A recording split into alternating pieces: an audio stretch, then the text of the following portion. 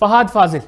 ఇప్పుడు ఈయనతో ఓ చిక్కొచ్చి పడిందని మేకర్స్ ఫీల్ అవుతున్నట్టు ఓ టాక్ నడుస్తోంది. తన యాక్టింగ్తో చేసిన పాత్రలకు ప్రాణం పోసే ఫహాద్ ఈ కారణంతోనే మేకర్స్కు బెస్ట్ ఛాయిస్గా మారుతున్నారు.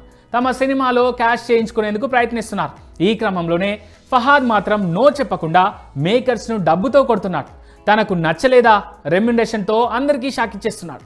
ఆఫ్టర్ పుష్ప ఫహాద్ ఫాజిల్కు టాలీవుడ్లో విపరీతమైన క్రేజ్ ఏర్పడింది. దీంతో టాలీవుడ్ బడా నిర్మాతలంతా ఆయన కోసం క్యూ కడుతున్నారు. కానీ ఆయన మాత్రం భారీ పారితోషికం డిమాండ్ చేస్తున్నాడట. హీరోగా కాకుండా విలన్గా నటించాలంటే 15 నుంచి 20 కోట్లు ఇవ్వాల్సిందేనని కండిషన్ పెడుతున్నాడట. అంత మొత్తంలో ఇచ్చుకోలేక కొందరు నిర్మాతలు వెనుకంజ వేస్తున్నట్లు టాలీవుడ్లో టాక్ నడుస్తోంది. తన లేటెస్ట్ సినిమాలో వెంకటేష్తో పాటే ఫహాద్ని కూడా మొదట అనుకున్నారట అనిల్ రావిపూడి.